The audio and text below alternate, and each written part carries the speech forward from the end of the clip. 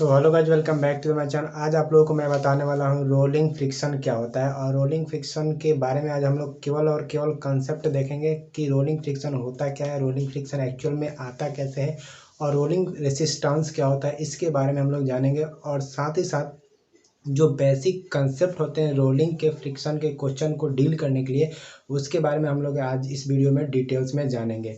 तो सबसे पहले छोटी सी एक चीज़ आती है कि रोलिंग मोशन होता क्या है। पहले आप रोलिंग मोशन समझ जाओगे तभी आपको रोलिंग फ्रिक्शन के बारे में अच्छा से आइडिया लग पाएगा और आप उसको फील कर पाओगे।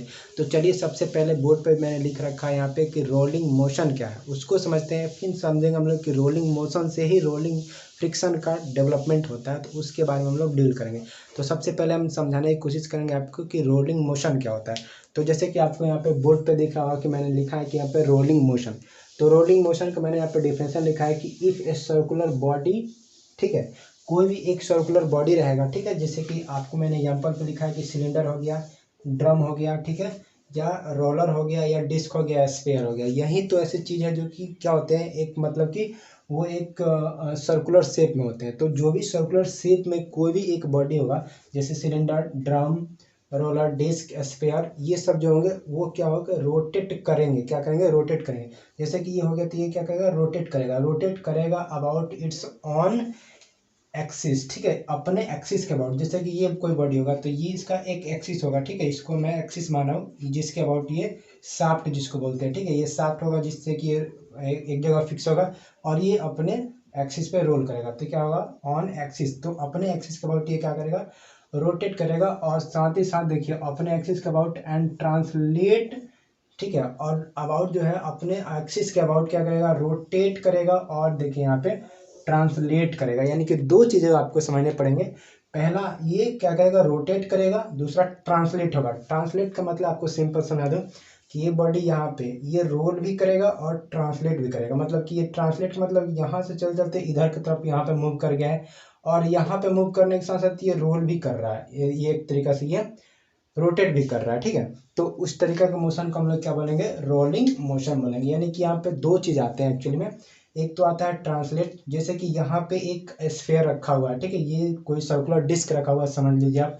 तो यहाँ पे सर्कुलर डिस्क जैसे इस पर फोर्स दूंगा तो ये आगे की तरफ मूव कर रहा है। क्या करेगा, आगे की तरफ मूव करता है। सपोज करिए कि यहाँ से मूव करके यहाँ तक चला आया, ठीक है, यहाँ तक जैसे आया तो ये यहाँ से यहाँ तक जो आया इसको हम लोग क्या बोलेंगे, ट्रांसलेट कर रहा है। क्या कर रहा है, ट्रांसलेट कर रहा है, ठीक है। यहाँ से यहाँ तक जो आ गया तो ये क्या हो रहा है, एक्चुअल में ट्रांसलेट हो जा रहा है। मतलब कि यहाँ से यहाँ तक ये मूव कर गया तो ये ट्रांसलेट हो गया। लेकिन अब सपोज करिए कि यहाँ पे दिखा है रोटेट। तो रोटेट का मतलब है कि अपने एक्सिस के अबाउट ये रोटेट भी करेगा, मतलब ये अपने पे घूमता रहेगा। जैसे कि आपने साइकिल का पहिया देखा होगा, ऐसे ऐसे घूमते रहता है ना, घूमने के साथ साथ वो मोशन भी करता है। तो मोशन जो हो गया वो ट्रांसलेट हो गया, जो रोटेट कर रहा है वो क्या हो गया आपके पास, रोटेशन हो गया, जो कि रोटेट कर रहा है। अगर दोनों को हम मिला देंगे, क्या करेंगे, दोनों को मिला देंगे तो हमारा जो रोटेशन होगा उसी को हम लोग बोलेंगे रोलिंग मोशन। तो ये जो आएगा रोलिंग मोशन आएगा। बट यहाँ पे समझने वाली एक बात है कि अगर ये यहाँ पे एक व्हील है या एक डिस्क है तो यहाँ से ट्रांसलेट हो रहा होगा तो कुछ वेलोसिटी से जा रहा होगा, कि नहीं जा रहा होगा। तो उस वेलोसिटी को मैं यहाँ पे भी मान लेता हूँ। क्या मान लेता हूँ, भी। तो यहाँ पे जो सेंटर से ये वेलोसिटी जा रहा है तो सेंटर पे, लेकिन अगर ऊपर वाले को वेलोसिटी भी देखेंगे तो यहाँ पे वेलोसिटी सेम ही आएगा। अगर नीचे में भी देखेंगे यहाँ पे वेलोसिटी तो यहाँ पे वेलोसिटी क्या होगा, सेम होगा। यानी कि ये जो ट्रांसलेट हो रहा है यहाँ से यहाँ तक, तो ट्रांसलेशन में जो भी होगा ना तो वेलोसिटी सबका सेम रहेगा। क्या होगा, सबका वेलोसिटी सेम रहेगा। लेकिन अगर सपोज करिए रोटेट भी हो रहा होगा, दोनों चीज़ों का आपको एनालिसिस करना है एक साथ, तभी आप रोटेशनल मोशन को समझ पाओगे। तो ये चीज़ पहले ट्रांसलेट हो रहा होगा तो सेम वेलोसिटी से एक जगह से दूसरी जगह ट्रांसलेट हो जा रहा होगा। अगर ये रोटेट कर रहा है, क्या कर रहा है, रोटेट कर रहा है, तो रोटेट कर रहा होगा तो देखिए इसका सेंटर से इस यहाँ तक डिस्टेंस जो है वो आर दे रखा है, रेडियस। तो आर दे रखा, और यहाँ पे जो है ना ये रोटेट कर रहा है, एक्चुअली में क्या कर रहा है, रोटेट। तो रोटेशनल वेलोसिटी भी लगेगा, ठीक है। तो रोटेट करेगा तो ये क्या होता है, उसको ओमेगा मानते हैं, ठीक है। तो ये वेलोसिटी मानते हैं, रोटेशनल वेलोसिटी। मैं लिख देता हूँ यहाँ पे, ये ओमेगा जो मानते हैं ये उसको मानते हैं रोटेशनल, ये हो गया रोटेशनल वेलोसिटी, ठीक है। वेलोसिटी यानी कि रोटेशनल जब भी करेगा तो उसके जो वेलोसिटी मानते हैं उसको ओमेगा मान लेते हैं। तो यहाँ से यहाँ तक क्या है मेरा, ये रेडियस है आर, तो यहाँ भी रेडियस ही होगा, इसके बीच में ये रेडियस भी होगा। तो ये क्या होगा मेरा आर रेडियस, और ये ओमेगा से रोटेट कर रहा है। तो यहाँ पे एक जो इस डायरेक्शन में फोर्स लगा, ये इस डायरेक्शन में स्लाइटली फोर्स लगा, ये आर ओमेगा हो जाएगा। तो ये भी इस तरीके से जब रोटेट करेगा तो ये भी एक फोर्स जनरेट करेगा इधर। तो हर एक पॉइंट पे जो होना कि क्या होगा, हर एक पॉइंट पे इसका क्या होगा, डायरेक्शन चेंज होते रहेगा यहाँ पे रोटेशन में। तो ये कितना हो जाएगा, ये भी आर ओमेगा हो जाएगा, ये भी कितना हो जाएगा, आर ओमेगा हो जाएगा। यहाँ पे स्मॉल लिखते हैं, चूंकि स्मॉल मैंने लिया तो आर ओमेगा हो जाएगा, ये भी कितना हो जाएगा, आर ओमेगा हो जाएगा। तो आर ओमेगा से ये क्या हो रहा है, रोटेट हो रहा है, ये रोटेट हो रहा है और ये ट्रांसलेट हो रहा है। तो ये भी से वेलोसिटी से ट्रांसलेट हो रहा है और ये रोटेट हो रहा है, ठीक है। तो अब देखिए जो यहाँ पे पढ़ना है मुझे रोलिंग मोशन, तो रोलिंग मोशन जो होगा दोनों में क्या होगा, ये दोनों आएगा। तो अगर सपोज करिए इस पॉइंट पे रोटेशन इस डायरेक्शन में था, तो यहाँ पे देखिए रोटेशन इस डायरेक्शन में आ जा रहा है, ये आर ओमेगा था तो आर ओमेगा हो गया। अब इसी डायरेक्शन पे यहाँ पे देखिए ट्रांसलेशन के बारे में क्या कर सकते हैं कि ये वेलोसिटी जो इस डायरेक्शन में लग रहा था, तो इस डायरेक्शन में ये क्या होता है, वेलोसिटी मेरा हो गया, तो वेलोसिटी यहाँ पे भी हो गया, ठीक है। अब आप सोच के देखिए कि हर एक पॉइंट पे जहाँ जहाँ भी ये रोटेट कर रहा होगा, हर एक डायरेक्शन पे ये लगेगा कि नहीं लगेगा। तो इन दोनों का मुझे क्या निकालना होगा, रिजल्टेंट निकालना होगा। तो इन दोनों का रिजल्टेंट इसके बीच से कुछ ना कुछ पास करेगा। तो रिजल्टेंट आप किस तरीके से निकालते हो कि ये हो जाएगा आर जो है, आर और ओमेगा, मैं अच्छा से लिखता हूँ यहाँ पे, आर ओमेगा का होल स्क्वायर हो जाएगा प्लस ये भी वेलोसिटी का स्क्वायर हो जाएगा, ठीक है। तो हर एक पॉइंट पे आप क्या निकालो, रिजल्टेंट निकाल लोगे। इसी तरीके से ये देखिए, ये यहाँ पे भी था, इस डायरेक्शन में एक डायरेक्शन में फोर्स लगा था, ये क्या लगा था, आर ओमेगा लगा था। तो आर ओमेगा इसको मान लेते हैं, ठीक है। ये नहीं चल रहा तो मैं दूसरे मार्कर को लेता हूँ, ठीक है। तो देखिए ये आर ओमेगा लग रहा था, तो ये आर ओमेगा हो जाएगा। और यहाँ पे वेलोसिटी, यहाँ पे देखिए ट्रांसलेशन जब ट्रांसलेट हो रहा था वेलोसिटी इसी डायरेक्शन में था, तो ये वेलोसिटी आपका इस डायरेक्शन में हो जाएगा, ये भी हो जाएगा। तो इन दोनों का रिजल्टेंट एक आएगा, इसे पास करेगा, तो ये रिजल्टेंट क्या हो जाएगा, तो ये आर ओमेगा जो है इसका होल स्क्वायर प्लस का बी स्क्वायर, ठीक है। ये रिजल्टेंट इसी तरीके से निकालते हैं ना, आपको पता होगा। तो यहाँ पे मान लेते हैं कि ये कोई सरफेस दे रखा था, ठीक है, तो इस तरीके से सरफेस, और इसी तरीके से यहाँ भी हो जाएगा। तो यहाँ भी इसका रिजल्टेंट ही मान लेते हैं डायरेक्ट। तो ये क्या हो जाएगा, आर ओमेगा रूट अंडर में आर ओमेगा का स्क्वायर प्लस क्या हो जाएगा, ये बी स्क्वायर हो जाएगा। यहाँ भी अगर आप देख रहे हो तो यहाँ भी एक लगेगा आपके पास, रिजल्टेंट ही मान लेते हैं। तो आर ओमेगा का होल स्क्वायर प्लस यहाँ पे भी आएगा, तो बी का स्क्वायर हो जाएगा, ठीक है। तो इस तरीका से यहाँ पे मैंने एक रिजल्टेंट निकाला रोटेशनल का। तो ये इसका एनालिसिस करना ही मेरा क्या कहलाता है, रोटेशनल मोशन कहलाता है। और रोटेशनल मोशन जब होगा कहीं भी, तो रोटेशनल जैसे ही आएगा और ट्रांसलेट दोनों होगा, तो वहाँ पे जो फ्रिक्शन आएगा वो उसी फ्रिक्शन को हम लोग बोलते हैं रोलिंग फ्रिक्शन। ये देखिए ये जो है ना, ये ट्रांसलेट हो रहा है, तो इसको हम लोग जो बोलेंगे ना, इस सिचुएशन को जो हम लोग बोलेंगे, ये इसको हम लोग बोलेंगे प्योर ट्रांसलेशन, ठीक है, ट्रांसलेशन, ठीक है। इसको क्या बोलेंगे, प्योर ट्रांसलेशन। और ये जो सिचुएशन है, इस सिचुएशन क्या आ रहा है, ये रोल कर रहा है, केवल क्या कर रहा है, रोटेट कर रहा है, रोल। तो इसको हम लोग बोलेंगे प्योर रोटेशन, ठीक है, प्योर रोटेशन बोलेंगे, ठीक है। और ये देखिए रोटेट भी कर रहा है और ट्रांसलेट भी हो रहा है, इसमें दोनों चीज़ों को मैंने इन्वॉल्व करा है। तो इसको जो हम लोग बोलेंगे, इसको हम लोग क्या बोलेंगे, प्योर रोलिंग बोलेंगे। क्या बोलेंगे, प्योर रोलिंग का केस ये हो जाएगा, ठीक है। तो आप तीनों चीज़ों में आप जो है डिफरेंट बना कर रखना, क्योंकि जब भी क्वेश्चन बोलेगा ना, तो क्वेश्चन में ये चीज़ आपको दे देगा टर्म कि प्योर रोलिंग कंडीशन है, या प्योर रोटेशनल है, या प्योर ट्रांसलेशन है। तो इस टर्म को आपको समझना पड़ेगा, तो इस टर्म को भी आप याद रखना। तो चौथा एक चीज़ और आप लोगों को थोड़ा सा डीप में जाकर के आप लोगों को समझाना चाहता हूँ कि जो प्योर रोलिंग का केस मैंने अभी आपको बताया था कि ऐसे अगर रोटेशन होगा तो उसको हम लोग क्या बोलेंगे, प्योर रोटेशन बोलेंगे, ठीक है, प्योर रोटेशन बोलेंगे। तो प्योर रोटेशन यानी कि प्योर रोलिंग भी उसको बोलते हैं।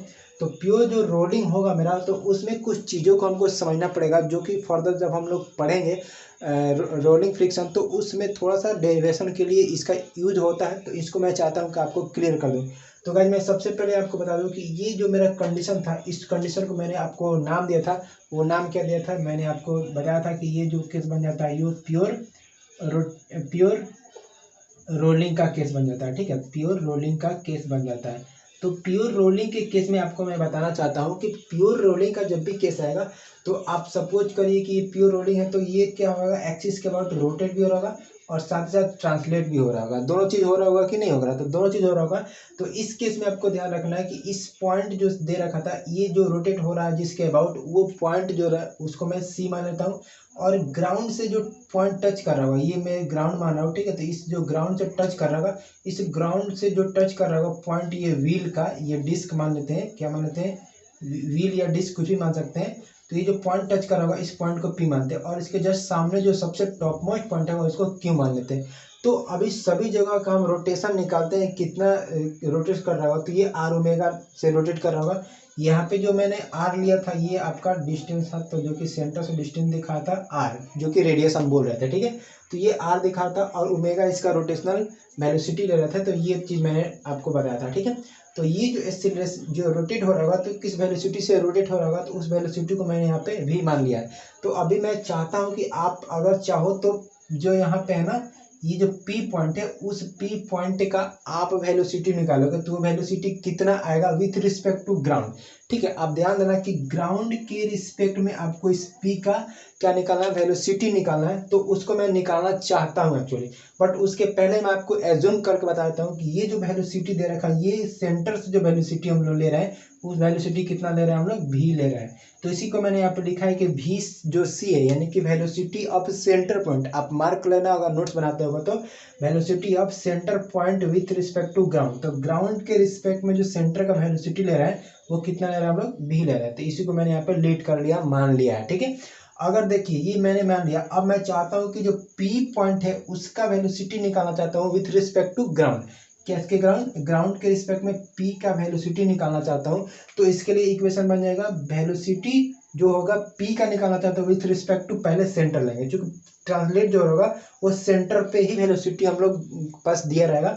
तो सेंटर से वेलोसिटी हम लोग एज्यूम करके चलते हैं कि v से एक्सीलरेट कर रहे हैं, इसको रोटेट करा, ये ट्रांसलेट करा रहे हैं। तो ट्रांसलेट करा रहे हैं तो वो कितना से करा रहे हैं, c से। तो c का जो दे रखा है वो v दे रखा है। तो ये velocity of point P with respect to centre plus हम लोग करेंगे velocity of centre with respect to ground. तो इस दोनों को समेशन करने से मुझे मिलेगा velocity of point, velocity of P point with respect to ground. तो देखिए velocity of point with respect to ground, तो देखिए ये जो पॉइंट P है और ये जो ग्राउंड है दोनों क्या है, आपस में टच है, यानी कि जो वेलोसिटी होगा यहाँ का क्या होगा, जीरो होगा। क्योंकि सपोज करें ना कि यहीं पे हम बैठे हुए हैं और यहीं का वेलोसिटी देख रहे हैं तो ये तो उसके कांटेक्ट में है ही, तो उसका वेलोसिटी क्या हो जाएगा, जीरो हो जाएगा। तो मैंने यहाँ पे जीरो लिख दिया, ठीक है।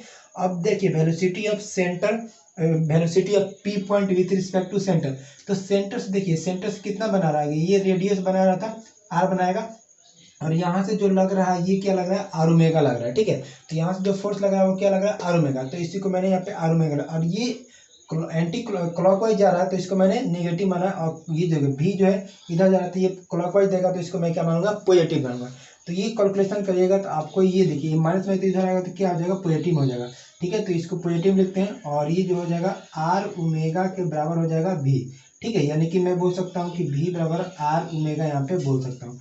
तो प्योर रोटेशनल के केस में आप याद रखना कि जब भी प्योर रोटेशन होगा, प्योर रोलिंग होगा, तो आपको एक चीज़ याद रखना होगा, जो वेलोसिटी लीनियर वेलोसिटी होगा, ये तो लीनियरली जा रहा है ना, तो जो लीनियर वेलोसिटी होगा वो आर इंटू ओमेगा के बराबर होगा, ठीक है। इस कंडीशन को आप याद रखना गाइस, ठीक है। और मैं आपको बता दूं कि जैसे जैसे यहाँ से हम लोग ऊपर की तरफ बढ़ते जाएंगे तो वेलोसिटी वो बढ़ते जाता है। कैसे बढ़ता है मैं इस चीज़ को भी डील कर देता हूँ। तो अगर आप सपोज करिए कि यहाँ पे वेलोसिटी जो P है, यहाँ पे ये जो ग्राउंड के रिस्पेक्ट में पॉइंट जो P दे रखा था उसका हम लोग वेलोसिटी अभी मैंने निकाला, ठीक है। लेकिन अब चाहता हूँ कि मैं यहाँ पे Q का वेलोसिटी निकाल के बता दूँ कि ये एक्चुअल में बढ़ रहा है या नहीं बढ़ रहा है, ठीक है। तो उसको मैं प्रूव करना चाहता हूँ। तो यहाँ पे देखिए मैं क्या करता हूँ कि यहाँ पे Q पॉइंट का मैं वेलोसिटी निकालता हूँ। तो मैं बताऊंगा कि Q पॉइंट का velocity with respect to ground, तो इसके लिए भी इक्वेशन क्या बनेगा, velocity of Q point with respect to, पहले सेंटर के अबाउट लेंगे तो सेंटर के about plus with respect to अब ग्राउंड लेंगे, तो ग्राउंड के रिस्पेक्ट में ये लेंगे तो ये कितना का VC अपन का G हो जाएगा, यानी कि ग्राउंड के रिस्पेक्ट में, ठीक है। तो देखिए VQ/C यानी कि velocity Q with respect to centre. तो यहाँ भी सेंटर से देख सकते हो ये कितना जा रहा है वेलोसिटी, ये जा रहा है आर ओमेगा। तो आर ओमेगा मैंने यहाँ पे लिया है, ठीक है, और ये पॉजिटिव डायरेक्शन में होगा। और यहाँ पे देखिए V से C जो है, यानी कि मैंने अभी तो निकाला था ना, ये V से C को मैंने यहाँ पे लेट किया है, कितना V लेट किया है, तो इसको रख दूंगा मैं V। तो इस आर ओमेगा का वैल्यू तो ये इसके बराबर ही आएगा। तो V बोले या आर ओमेगा बोले, दोनों का वैल्यू क्या है, V है। तो इसको मैं क्या लिख सकता हूँ, V लिख सकता हूँ, और ये जो V है तो इस दोनों को मिला क्या लिख सकता हूँ मैं, 2V लिख सकता हूँ।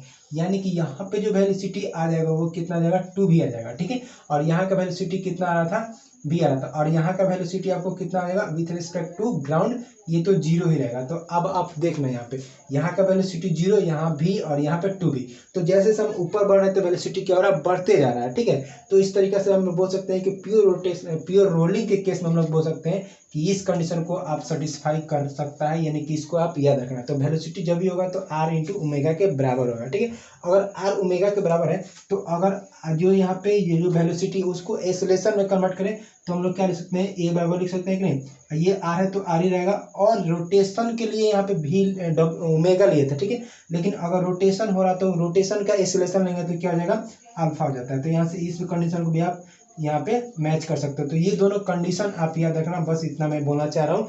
इस कंडीशन को याद रखना कि ए इक्वल टू आर अल्फा होता है। ठीक है, ये अल्फा लिखा है, आर अल्फा होगा। ठीक है, और बी इक्वल टू होगा आर ओमेगा। तो इस दोनों कंडीशन को प्योर रोलिंग के केस में आप याद रखना।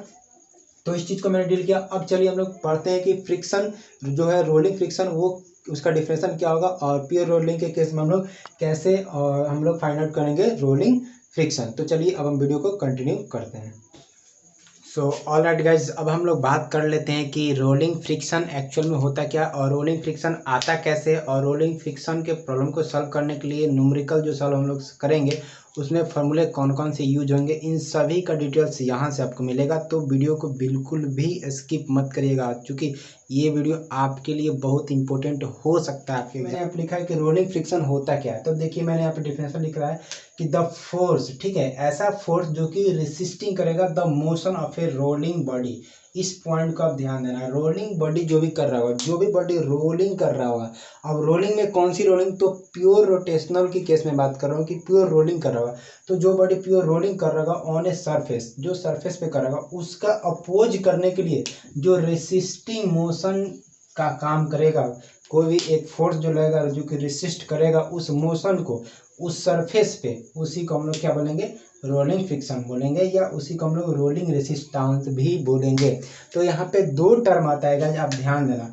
इस दो टर्म को समझ गए तो रोलिंग फ्रिक्शन आपके लिए एकदम इजी हो जाएगा। तो देखिए यहाँ पे जो दो टर्म है, एक है रोलिंग फ्रिक्शन और एक है रोलिंग रेसिस्टेंस। ठीक है, तो रोलिंग फ्रिक्शन कब कहेंगे और रोलिंग रेसिस्टेंस कब कहेंगे।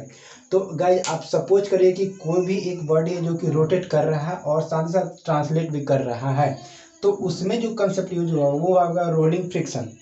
यानी कि मैं आपको सिंपल भाषा में समझाने की कोशिश करूं तो जैसे कि हम लोगों ने स्लाइडिंग फ्रिक्शन पढ़ा था, ठीक है ना, क्या पढ़ा था, स्लाइडिंग फ्रिक्शन हम लोगों ने पढ़ा था। ठीक है, फ्रिक्शन, ठीक है, तो स्लाइडिंग फ्रिक्शन में क्या पढ़ा था, दो चीज़ें पढ़े थे, एक पढ़ा था म्यूएस और एक पढ़ा था एक एफएस पढ़ा था और एक एफ के पढ़ा था।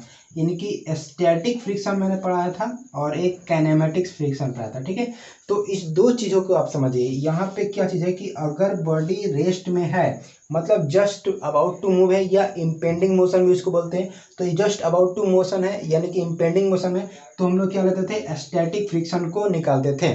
ठीक है, अगर बॉडी मूव करने लगा यानी कि जस्ट अबाउट टू मोशन से वो मोशन में चला गया तो हम लोग क्या लेते थे कि एफ के लेते थे, यानी कि जो हम लोग लेते थे वो काइनेमेटिक्स में लेते थे, यानी कि बॉडी मोशन में आ गया था। तो सेम कंसेप्ट यहाँ भी आप अप्लाई करना कि अगर रोलिंग फ्रिक्शन में जब भी बात कर रहा हूँ, क्या बात कर रहा हूँ कि रोलिंग फ्रिक्शन की मैं जब भी बात कर रहा हूँ तो आप ध्यान देना कि रोलिंग फ्रिक्शन दैट मीन कि बॉडी जो है वो रोटेशन जो कर रहा था वो एक्चुअल में रोटेट होने लगा है।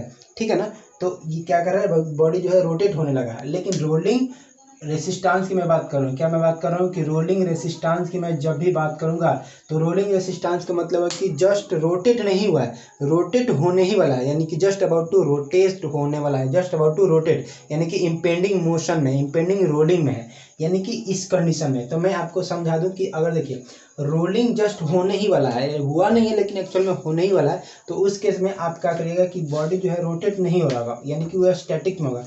किस में होगा, तो स्टैटिक में होता। अगर ये स्टैटिक्स में होगा तो इसमें रोटेशन कहाँ से आएगा, रोटेशन नहीं आएगा। तो रोटेशन इसमें हम लोग कंसिडर नहीं करेंगे, किसमें, रोलिंग रेसिस्टेंस जब भी निकालेंगे तो इसका हम रोटेशन को कंसिडर नहीं करेंगे, ओनली कंसिडर करेंगे कि ये रोटेट होने वाला था लेकिन रोटेट हुआ नहीं है।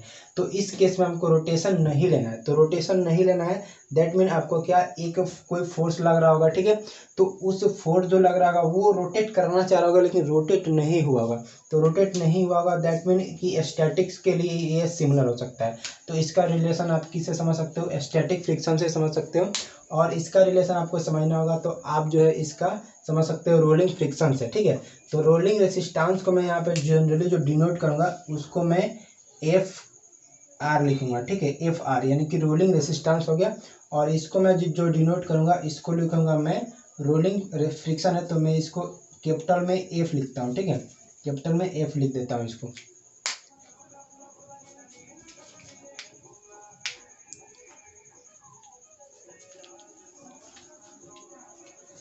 तो मैंने क्या बोला अभी कि इसको हम लोग एफ से डिनोट करेंगे और इसको एफ आर से डिनोट करेंगे। तो अभी इसका एनालिसिस करते हैं कि रोलिंग रेसिस्टेंस का एनालिसिस करेंगे तो इसमें इस चीज़ को हम कंसीडर करेंगे। और यदि हम लोग रोलिंग फ्रिक्शन को कंसीडर करेंगे जब भी, तो मैंने इसमें फोर्स अप्लाई किया तो इसमें क्या आएगा, रोटेशन भी आएगा। तो इसमें हम लोग जो कंसीडर करेंगे इसमें हम रोटेशन भी कंसीडर करेंगे, यानी कि इसे रोटेट भी कर रहा होगा। तो इसमें दो चीज़ आती है एक्चुअली, यहाँ पे हम लोग जो कंसीडर करेंगे इसमें, यानी कि जो ये रोटेट कर रहा है वो एक तरीके से टर्क बना रहा है। क्या बना रहा है, टर्क। तो यहाँ पे बेसिकली हम लोग टर्क यानी कि जो टाउ से डिनोट करते हैं, तो टाउ का भी तो हम लोग कंसिडरेशन करेंगे। और ये फोर्स लग रहा है तो यहाँ पे फोर्स लगने से हमारे पास क्या आ रहा है, न्यूटन सेकंड लॉ भी हम लोग अप्लाई करेंगे, यानी कि एफ इज इक्वल टू हम लोग बोल सकते हैं एम ए। तो यहाँ पे टर्क जो लग रहा है, ठीक है, और यहाँ पे एफ जो लग रहा है एम ए, इन दोनों के कंक्लूजन से इसका हम लोग एनालिसिस करेंगे। तो बेसिकली यहाँ पे बता दूं जो टर्क लग रहा है उसको हम लोग मूवमेंट ही तो बोलते हैं, क्या बोलते हैं, मूवमेंट, ठीक है। तो यहाँ पे बेसिकली हम लोग मूवमेंट और ये न्यूटन के सेकंड लॉ के हेल्प से इसका एनालिसिस करेंगे। और इसका एनालिसिस हम लोग सिंपल कर सकते हैं इस ट्रायंगल से। ये देखिए ये ट्रायंगल बन रहा है कि नहीं बन रहा है, यह ट्रायंगल कैसे बना है, देखिए ये बॉडी इस डायरेक्शन में जब फोर्स अप्लाई किया जा रहा होगा तो ये उधर की तरफ स्लाइड करना चाहेगा तो इसमें फ्रिक्शनल फोर्स इधर की तरफ आएगा। तो देखिए जैसे उधर स्लाइड करना चाहेगा तो ये जो बॉडी है ना इसके कांटेक्ट में एक पॉइंट आ जाता है, वो पॉइंट से इसको नॉर्मल डायरेक्शन अपोज करने लगता है और इसी पॉइंट पे एक्चुअल में फ्रिक्शनल फोर्स अपोजिट डायरेक्शन में लग जाता है, जिसको मैं यहाँ पे एफ आर से डिनोट कर रहा हूँ। यहाँ पे मैंने बोला ही आपको एफ आर से इसको डिनोट करूँगा तो इसको एफ आर लिखूंगा, ठीक है। तो इसका एनालिसिस करने के लिए मैं चाहता हूँ ना कि इस जो ट्रायंगल जहाँ पे यहाँ पे बन रहा है, ठीक है, ये ट्रायंगल बन रहा है, तो इस ट्रायंगल को मैं काट के अलग कर देता हूँ और फिर इसका एनालिसिस कर देता हूँ। तो मैं इसको थोड़ा सा रफ कर देना चाहता हूँ, ठीक है। तो यहाँ पे इसको रफ कर देते हैं। तो ये देखिए एक ट्रायंगल बन गया यहाँ पे, ठीक है, इस तरीके से। तो इस ट्रायंगल में आप ध्यान से देखना, ये थीटा जो है ना काफ़ी ज़्यादा छोटा होगा, क्योंकि ये देखिए आप कोई भी एक व्हील लीजिए और ये कांटेक्ट में है किसी सरफेस से, तो यहाँ पे जो कांटेक्ट जो एंगल बनेगा वो काफ़ी ज़्यादा छोटा हम लोग कंसिडर कर रहे हैं। तो ये काफ़ी ज़्यादा छोटा होगा जो मैं थीटा मान रहा हूँ, ठीक है। और ये कांटेक्ट में है यहाँ पे, और यहाँ पे एक फ्रिक्शनल फोर्स इधर एफ डायरेक्शन एफ आर लग रहा होगा, ठीक है। और यहाँ पे एक फोर्स जो लग रहा था, ठीक है, और इसका वेट जो होगा नीचे की तरफ लग रहा है। तो ये जो वेट लग रहा है, तो ये जो वेट लग रहा है इसको हम लोग यहाँ पे डब्ल्यू ही मान लेते हैं। और ये जो आपका ये जो जा रहा है ये क्या है, आपका रेडियस एक्चुअल में, तो ये आपका रेडियस हो जाएगा, ठीक है। और ये जो आपका जा रहा है ना ये वाला, ये डिस्टेंस यहाँ से यहाँ तक, ये एफ आर ही हम लोग मान लेते हैं। कितना मान लेते हैं, एफ आर ही मान लेते हैं हम लोग, ठीक है। तो ये एफ आर हो गया। और एक्चुअल में जो म्यू जो लगेगा आपका कोफिशिएंट ऑफ रोलिंग फ्रिक्शन, क्या बोल रहा हूँ मैं, कोफिशिएंट ऑफ रोलिंग फ्रिक्शन, जो कोफिशिएंट हम लोग म्यू से डिनोट करते हैं उसको हम लोग मान लेते हैं यहाँ पे कि ये जो दे रहा है यहाँ से यहाँ तक, तो इसी के बीच में तो लगेगा ना ये कोफिशिएंट ऑफ फ्रिक्शन, तो उसको भी हम लोग मान लेते हैं यहाँ पे कि म्यू लग रहा है, ठीक है। इसको भी म्यू आर मान लेते हैं, क्योंकि ये म्यू जो है ये म्यू आर इसलिए माना चाहिए कि ये रोलिंग फ्रिक्शन रोलिंग रेसिस्टेंस के केस में मान रहा है, तो इसको म्यू आर मान लेते हैं। तो इसका हम लोग सिंपल कैलकुलेशन करने के लिए इस ट्रायंगल को हम लोग अच्छा से ऑब्जर्व करेंगे, तो आप यहाँ से इजीली लिख पाएंगे कि टेन थीटा बराबर, टेन थीटा बराबर क्या लिख सकते हैं, बी बटे का एच होता है, तो जस्ट इसके सामने वाला ये जो फोर्स है इसको क्या लिख सकते हैं, एफ आर, ठीक है, इसको एफ आर। और ये जो होता है ये जो बेस होता है उसको, तो बेस को कितना माना है यहाँ पे, डब्लू माना है इसको, ठीक है। तो यहाँ पे लिख सकते हैं डब्लू, ठीक है। तो ये चीज़ आप यहाँ पे इजीली लिख सकते हैं, ठीक है। और इसी चीज़ को क्या कर रहा हूँ मैं, इसी चीज़ को मैं एक चीज़ और लिख सकता हूँ, यानी कि टेन जो थीटा है इसी के बराबर मैं लिख सकता हूँ एफ आर। तो एफ आर को मैं म्यू आर भी मान रहा हूँ, तो यहाँ पे म्यू आर भी लिख सकता हूँ कि यानी कि कोफिशिएंट ऑफ रोलिंग फ्रिक्शन, और डब्लू है तो यहाँ पे डब्लू ही मैं मान ले रहा हूँ, ठीक है।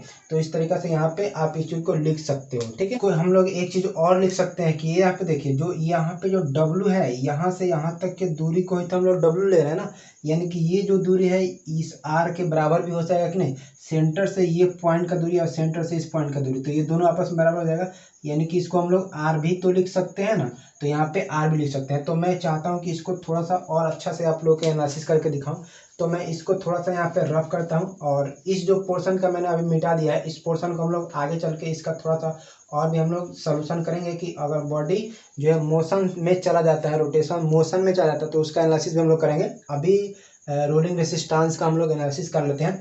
तो यहाँ पे मैंने आपको सिंपल यही बताया कि टेन थीटा बराबर हम लोग क्या लिख सकते हैं कि ये बताया ही मैंने कि एफ आर, ठीक है, यानी कि इस ट्रेंगल की मैं बात कर रहा हूँ। तो यहाँ पे हम लोग पी बट्टे कैसे लिख सकते हैं, यानी कि अब देखिए यहाँ पे जो एफ आर है और ये जो बेस है इसको लिख सकते हैं डब्ल्यू, ठीक है।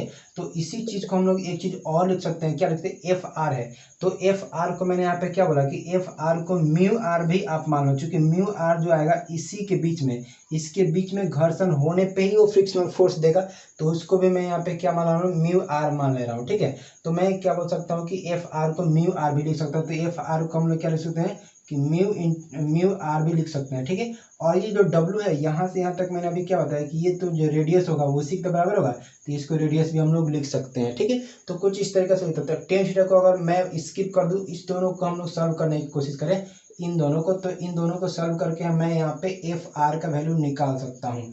तो एफ आर का वैल्यू इधर से मल्टीप्लाई करेंगे, इधर से मल्टीप्लाई करेंगे, तो ये क्या हो जाएगा, देखिए डब्ल्यू और ये म्यू इंटू का आर हो जाएगा, म्यू आर और अपन का आर हो जाएगा, ठीक है। तो थोड़ा सा इसको और हम लोग सजा के लिखे, तो यहाँ पे लिख सकते हैं कि डब्ल्यू बट्टे के आर और इंटू का म्यू आर हो जाएगा, ठीक है। तो यहाँ पे हम लोग यहाँ पे एक डेरिवेशन दे चुके हैं कि ये जो डेरिवेशन आ गया है ये मेरा बेसिकली आ गया है कि रोलिंग रेसिस्टेंस का फॉर्मूला आ गया, ठीक है। तो कभी भी अगर रोलिंग रेसिस्टेंस हमसे पूछता है तो डब्ल्यू अपन का R into mu into R कर देंगे। तो ये जो म्यू इंटू आर हम लोग लिखा है, तो ये जनरली 0.3 लिया mm लिया जाता है, ठीक है। क्या लिया जाता है, 0.3 mm लिया जाता है। ये बेसिकली यहाँ से यहाँ तक जो दिखा रहा है ये क्या दिखा है, डिस्टेंस कोई तो दिखा रहा है। तो यहाँ पे जो म्यू आर का वैल्यू हो जाएगा वो 0.3 mm लेंगे हम लोग, ठीक है। जब क्वेश्चन में नहीं दिया रहेगा तब, अगर क्वेश्चन में दे दिया तो उसके अनुसार हम लेंगे। ये म्यू आर बेसिकली अगर आप नहीं जानते हो तो आप जान लेना कि जो म्यू आर है वो बेसिकली डिस्टेंस ही होता है एक्चुअल में, अगर हम देखें तो, ठीक है। तो ये 0.3 mm लेते हैं, ठीक है। तो इस तरीके से मैं यहाँ पे रोलिंग रेसिस्टेंस का फॉर्मूला दे सकता हूँ। वो क्या हो जाएगा, F R equal to W अपन का आर इंटू म्यू आर हो जाता है, ठीक है। और म्यू आर 0.3 mm होता है, और देखिए 0.3 mm होता है। तो देखिए एफ आर और ये जो रेडियस है, ये रेडियस किस में होगा, mm में ही तो होगा ना। अगर mm में ही लेते हैं तो mm में ऊपर भी और mm में यहाँ पे, तो mm में कट जाएगा तो ये w हो जाएगा। तो w क्या हो जाएगा, न्यूटन। यानी कि यहाँ पे जो एफ आर निकलेगा, रोलिंग रेसिस्टेंस जो हम लोग निकालेंगे वो किस में निकलेगा, न्यूटन में निकलेगा, ठीक है। तो इस तरीके से यहाँ पे रोलिंग रेसिस्टेंस हम लोग निकालने का एक फार्मूला दे सकते हैं गाइस। वो फार्मूला क्या है, ये वाला फार्मूला है, ठीक है। लेकिन अगर हम लोग बात करेंगे यहाँ पे कि रोलिंग फ्रिक्शन में, तो रोलिंग फ्रिक्शन में हमारे पास कोई फार्मूला नहीं होता है, हमारे पास कोई फार्मूला नहीं होता है। बट उसको एनालिसिस करें हम लोग इक्वेशन के हेल्प से, उसका हम लोग सोल्यूशन करते हैं। तो चलिए उसका एनालिसिस करते हैं कि अगर रोलिंग जो होगा वो, अगर रोलिंग जो होगा वो क्या होगा मेरा, रोलिंग फ्रिक्शन में आ जाएगा। यानी ये क्या था, जस्ट अबाउट टू मोशन था, ठीक है। मोशन हुआ नहीं था, बस होने वाला था, इम्पेंडिंग मोशन का केस था। तो इसको मैंने सोल्यूशन दिया यहाँ पे। अगर मोशन स्टार्ट हो जाएगा, इसमें क्या हो जाएगा, मोशन स्टार्ट हो जाएगा, तो उस केस में हम लोग कैसे एनालिसिस करेंगे, इस चीज़ को आगे हम लोग समझते हैं।